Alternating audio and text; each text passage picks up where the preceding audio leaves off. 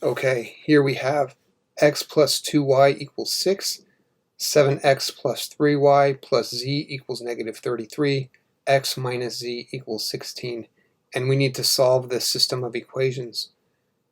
Now, when they leave out some variables, that may seem like it's going to be harder because it looks weird, but actually it makes it easier because they've already done some of the work for us. For instance, here, if you look here, we already have an equation with just two variables. So that saves us some work because what we want to have is two equations with just two variables.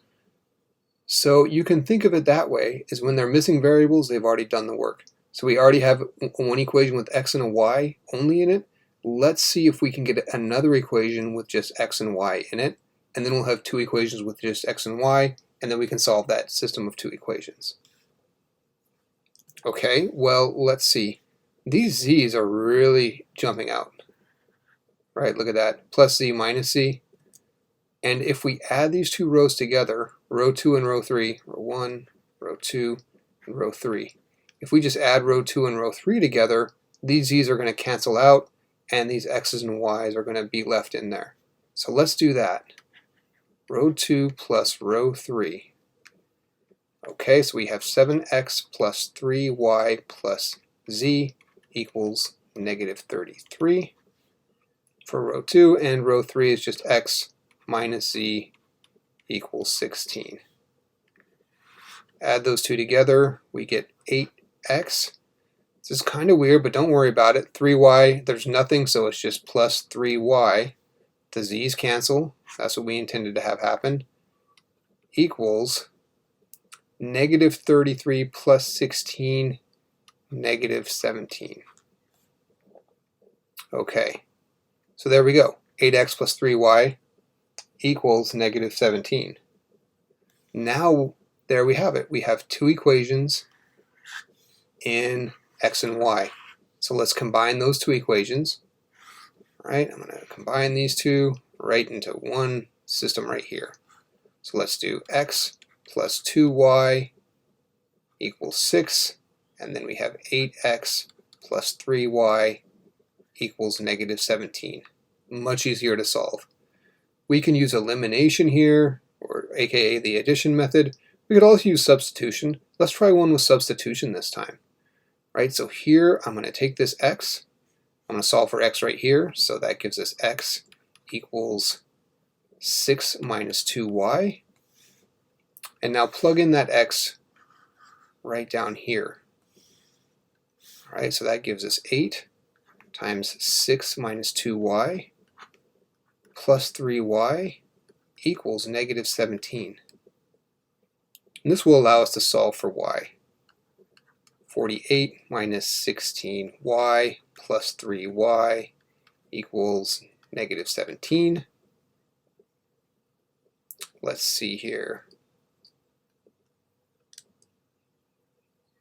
48 minus 13y equals negative 17.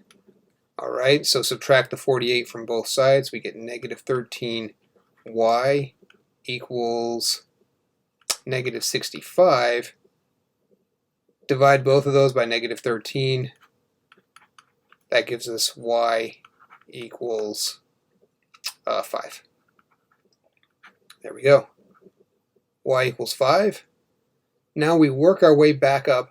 Now, since this one's missing variables, we can actually go all the way to the original to solve.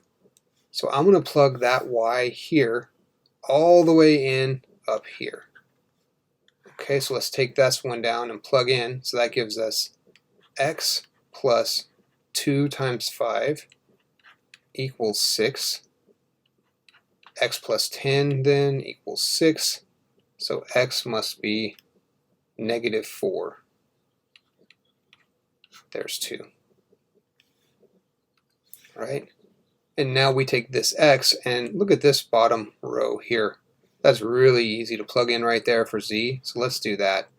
Though we could plug in x and y to solve for z in row 2, it's going to be much easier in row 3.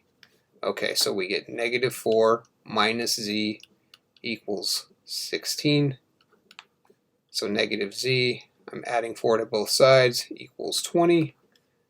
Then dividing both sides by -1 gives z equals -20. All right, so there's our 3 variables solved for.